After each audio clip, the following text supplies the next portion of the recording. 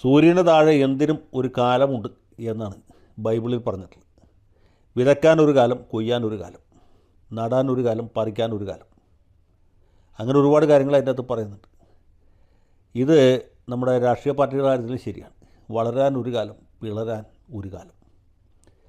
കാലാകാലങ്ങൾ കൊണ്ട് വളർന്ന് പടർന്ന് പന്തലിച്ച പല പാർട്ടികളും ഇപ്പോൾ പച്ചമുളക് പോലെ രണ്ടായി പിളരുന്നതാണ് നമ്മൾ കാണുന്നത്. അതിൻ്റെ ഏറ്റവും ഒടുവിലത്തെ ഉദാഹരണം തൃണമൂൽ കോൺഗ്രസ്സാണ്. മമതാ ബാനർജി നട്ട് നനച്ച് വളർത്തിയ തൃണമൂൽ കോൺഗ്രസ് ആദ്യം പ്രതിപക്ഷത്ത് ഒരു ചെറിയ പാർട്ടിയായിരുന്നു. പിന്നീട് അത് പ്രതിപക്ഷത്തെ പ്രധാന പാർട്ടിയായി. പിന്നീട് സംസ്ഥാനത്തെ ഭരണം പിടിച്ചു. പാർലമെൻറ്റിൽ ഒരു പ്രബല ശക്തിയായിട്ട് മാറി. അങ്ങനെ പടർന്ന് പന്തലിച്ച ആ പാർട്ടി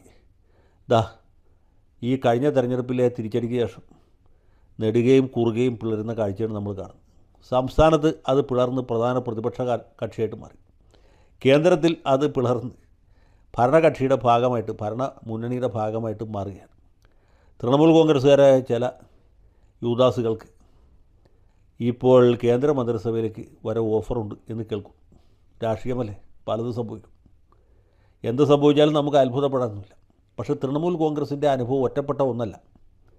ഇപ്പോൾ ഇനി പിളരാൻ പോകുന്നത് ഉദ്ധവ് താക്കറയുടെ നേതൃത്വത്തിലുള്ള സാക്ഷാൽ ശിവസേനയാണ്. സാക്ഷാൽ ശിവസേന എന്ന് ഞാൻ പറയുന്നതെന്ന് വെച്ചാൽ അതാണ് യഥാർത്ഥ ശിവസേന എന്ന് എനിക്ക് അഭിപ്രായമുള്ളതാണ്. പക്ഷേ തെരഞ്ഞെടുപ്പ് കമ്മീഷൻ അംഗീകരിച്ചിട്ടുള്ളത് ഷിൻഡെയുടെ ശിവസേനയാണ്. അവർക്കാണ് കൂടുതൽ എം പിമാരുള്ളത്, അവർക്കാണ് കൂടുതൽ എം എൽ എമാരുള്ളത്. അതാണ് പ്രബല കക്ഷി, ജനപിന്തുണയുള്ളത് അവർക്കാണ്.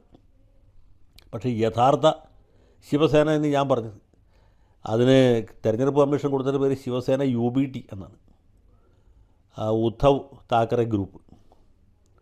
ആ ഗ്രൂപ്പിന് കാരണം അതിനാണ് ലെജിറ്റിമസി ഉള്ളത്. ബാൽ താക്കറയുടെ മകനാണ് ആ പാർട്ടി നയിക്കുന്നത്.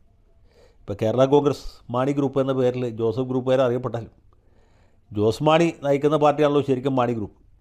അതുകൊണ്ട് ഞാൻ വിചാരിക്കുന്നു ഇതാണ് യഥാർത്ഥത്തിലുള്ള ശിവസേന.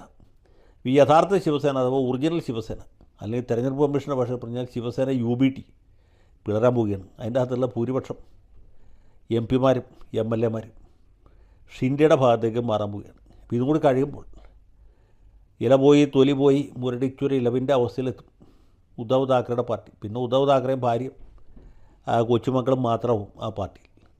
അപ്പോൾ അങ്ങനത്തെ ഒരു പരിണതിയിലേക്ക് ആ പാർട്ടി പോവുകയാണ് എന്ന് പറഞ്ഞാൽ ഇത് അവസാനത്തെ ഉദാഹരണവും ആവില്ല.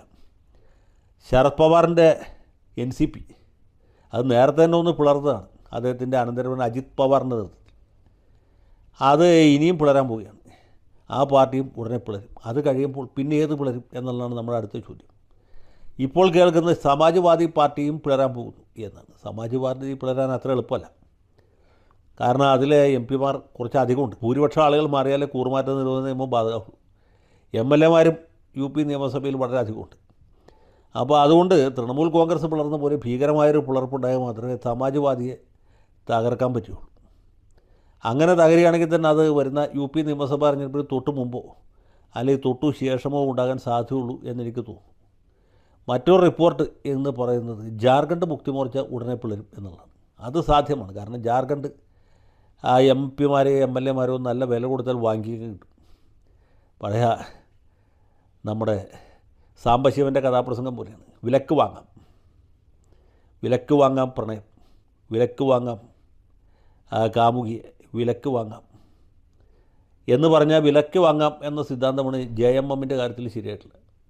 നല്ല സംഖ്യ കൊടുത്താൽ ML എമാർ മാറും, MP മാർ മാറും. വേണ്ടി വന്നാൽ സാക്ഷാൽ ഹേമന്ത് സോറൻ വരെ മാറിക്കളയും. അതാണ് JMMൻ്റെ ഒരു രീതി എന്നുള്ളതുകൊണ്ട് ആ പാർട്ടി പിളരാനുള്ള എല്ലാ സാധ്യതയുണ്ട്. മാത്രമല്ല ജാർഖണ്ഡിൽ തെരഞ്ഞെടുപ്പ് വളരെ അടുത്തെത്തി നിൽക്കുകയുമാണ്. JMMനെ മൊത്തമായിട്ട് വിലക്കെടുക്കുകയായിരിക്കും ഒന്നുകൂടി ലാഭം എന്ന് എനിക്ക് തോന്നുന്നു പിളർത്തുന്നതിനേക്കാളും. അപ്പോൾ ബൈബിളിൽ പറഞ്ഞ വചനം വളരെ ശരിയായിരിക്കുകയാണ്. പാർട്ടികൾക്ക് വളരാനൊരു കാലം, പിളരാനൊരു കാലം. ഇപ്പോൾ പിളർപ്പിൻ്റെ കാലമാണ്. P. ഭാസ്കരൻ്റെ പഴയ പ്രസിദ്ധമായ കവിതയുണ്ട്, ഉയരും ഞാൻ നാടാകെ. ഇപ്പോഴാണെങ്കിൽ ഭാസ്കരൻ മാഷ് ആ കവിത അല്പം വ്യത്യാസപ്പെടുത്തി എഴുതുന്നത് പിളരും ഞാൻ നാടാകെ, പിളരും ഞാൻ നാടാകെ പിളരും ഞാൻ എന്നായിരിക്കും കവിതയുടെ ആദ്യത്തെ വരി എന്ന് ഞാൻ വിചാരിക്കും.